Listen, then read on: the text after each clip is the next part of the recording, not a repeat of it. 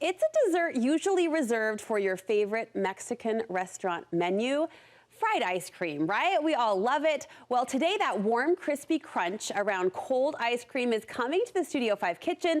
My first guest says you can skip the deep fryer and still enjoy all that indulgence at home with a deconstructed version that's just as delicious. And look at that picture. I believe it. Also believing it because our good friend Alex Daynes is behind this fantastic dessert recipe. She's here with a way to create a classic that has less mess and lots of crunch. Thank you for being here. Of course. I'm so glad it's you in the kitchen. I'm honored. On this final space. Truly honored to be standing here. Purple. We love you, and we'll just get into the recipe so we don't cry over fried ice cream. I know, and that's why I wanted to do this, because I was thinking about a celebratory dessert and something you don't have every day, something you've probably arguably never made at home. Never. And I wanted to make it approachable. I wanted to bring this fried ice cream to your own kitchen. I didn't even think I could, but deconstructing is the key? Deconstructing is the key. Bars are our best friend when it comes to dessert. We know we love a good dessert bar. Yeah. And this recipe is so over the top. It's so fabulous. Like, your guests are gonna love it, your parties are gonna love it. And I seriously think it's one you'll keep in your recipe book. It looks like a snapshot out of like an American Girl's book. Like a beautiful dessert, plated, dollop of whipped cream, cherry on top, almost too good to eat, but I know you're cooking and you're baking, and so I'm gonna eat. Where do we start? Let's dive in. You know I love cereal. We've done so many variations of cereal on the show. I just had to pay homage to our good old-fashioned cornflakes. Yeah. Love them so much. So this is the base. So we've got some butter melted here. This is gonna be our fried ice cream layer. Okay. Without the batter. So we've got butter, we've got crushed cornflakes, and we've also got a little bit of cinnamon in here. Yum, Alex. We're gonna toast this all together until it gets golden brown and just absolutely wonderful. So that's your top and your bottom. This is our top and our bottom, and this is, you know, typical fried ice cream is kind of like a batter. This is our batter without being one, but because we're toasting the cornflakes down, it's gonna give it that fried flavor. Sure. It's gonna give it that crunch, and it's so easy. This toasts for about 5 minutes on your stovetop, get it nice and golden,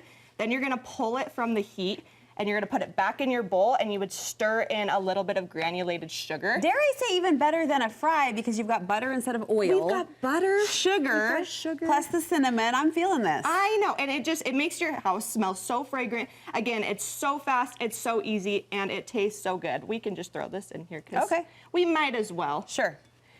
But yeah, it totally gives us our batter coating that we're looking for in this recipe. And how does that hold? You just press it into a pan? Yeah, because of that sugar in there, that's gonna be kind of like your sticky factor. And so it's not necessarily a crust. You'll notice when you're cutting into it, it's pretty crumbly. It's flaky. But that's what we want. You know, a typical fried ice cream ball is totally gonna fall apart. It's not gonna hold its shape. Yeah, it's totally gonna fall apart. And that, exactly, we don't need it to. Okay. So that's your top and your bottom. Yes. So quick, so easy. Love it. Ice cream in the middle. Ice cream in the middle. So I did a homemade vanilla ice cream in my stand mixer ahead of time. Yeah. So all this is heavy whipping cream.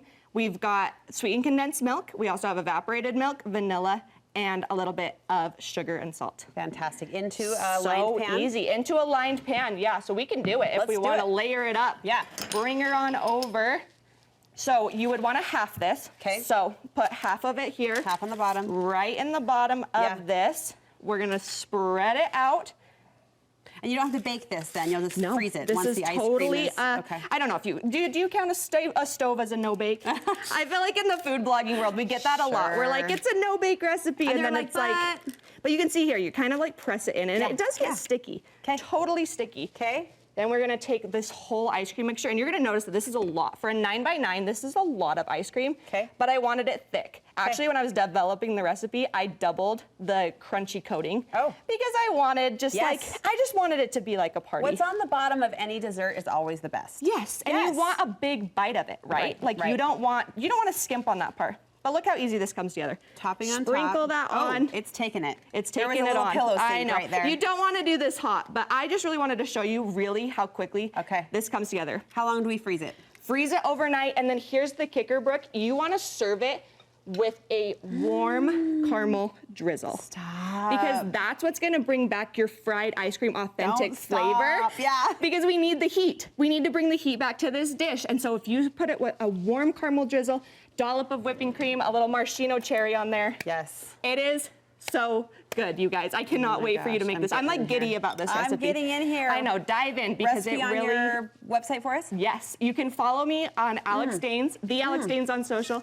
AlexDaynes.com, sharing all these and more. Saving that for commercial break for sure. And Alex, we are doing some quick math before the show.